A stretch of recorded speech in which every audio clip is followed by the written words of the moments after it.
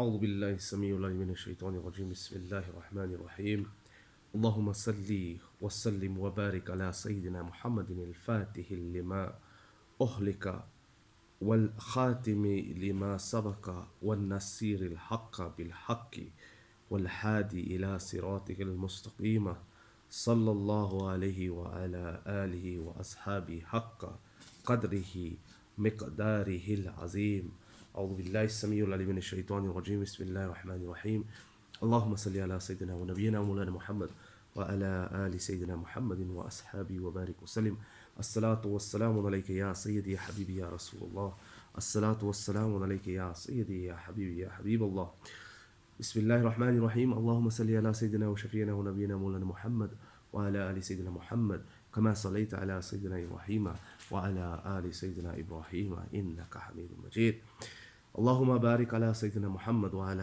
آل سيدنا محمد كما باركت على سيدنا إبراهيم وعلى آل سيدنا إبراهيم إنك حميد مجيد Assalamu alaikum wa rahmatullahi wa barakatuh. Dear viewers and listeners, today we start the first session of my writings from a couple of years ago, and it's called The Purpose of Thoughts and the Reality of Actions, or the Outcome of Actions.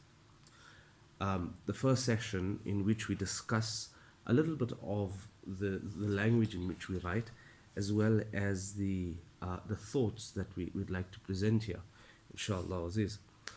So getting straight into it, we go our way of thinking, and then the purpose of the thoughts and the reality of the actions. Okay, so our way of thinking and then doing. So is our life based on what we do, what we think we do, or what others think of our actions? Let's break this down. What we do. What our actions based on? Is our actions to please the next person, or to be perceived as a good person by others? Or is it what seems to be normal? What is normal? In today's time, the norm now is to expect more and care less. We take everything at face value and are not interested in the inner meaning or the true purpose of situations. There's a saying that 90% of the things that happen to us, or the situations we might find ourselves in, are not in our control. For example, the traffic, the weather, people's attitudes. However, the way to react, or the way we react in these situations, is important. A typical example of a reaction difference is an example of a person that is, let's call him Joe for the manner of understanding. So he gets up in the morning, in his normal routine, and goes to the breakfast table where his meal is prepared, his breakfast is prepared by his beautiful wife, and she puts the coffee on the table. So as she puts the coffee on the table, she puts the coffee closer to the edge of the table. And Joe's daughter now decides that she wants to grab the cereal. And she grabs the cereal and mistakenly bumps the coffee, and it spills over his shirt. Okay, so here we're going to discuss two reactions. The first reaction is that he gets up yelling and screaming at his wife that how can she be so unmindful and place the coffee so close to the edge of the table. At the same time, his daughter, now his young 5-year-old daughter, is assuming that she dropped the coffee, and she starts crying, and now this person has to calm his daughter down. And in doing so, the school transport leaves the daughter because now she's upset and she hasn't eaten. So the school transport carries on. This means that Joe is now in a situation that he has to calm her down, feed her, and still take her to school. So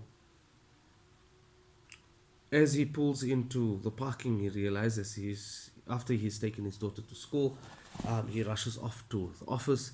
He realized that his shirt is still messed, and he forgot his laptop at home. Reaction 2. Joe reacts to the coffee spill and he says, oops. And he steps back, he says, oopsie, and he runs up to the bedroom, changes his shirt, picks up his laptop, and kisses his daughter goodbye as she's in time for her transport. So basically, you can see the difference in the situation based on those reactions. The first reaction is where he reacted in such a way that caused a lot of drama and unnecessary concern to his wife and his daughter. On the second one, where he had taken the reaction or taken the same situation and he reacted differently, which was a little bit more calmer and a much more responsive in a way that was conducive to him having a good day, so that his wife has a good day and his daughter has a good day. So, how we train ourselves to react in the appropriate way. The first step is to achieving, is to get to know ourselves, understand who we truly are, and what makes up our emotional anatomy. Once we understand who we are, we can begin to process or perceiving how to react next. So, once you get to know exactly who you are and how you react, you start changing those things on a minimal level. So small little things. You start off with a little ways by watching yourself. So basically, looking at yourself like you are on a CCTV camera or on a video like this one. So knowing how to react in that way.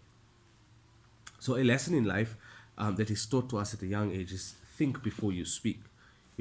So we should think before we speak verbally or physically through body language in how we feel, because I mean your actions speak louder than words.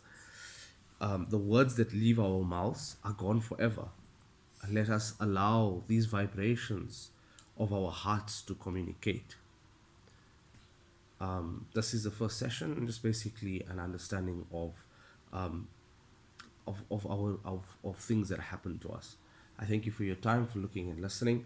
May Allah bless you and protect you and your family always. Assalamu alaikum wa rahmatullahi wa barakatuh.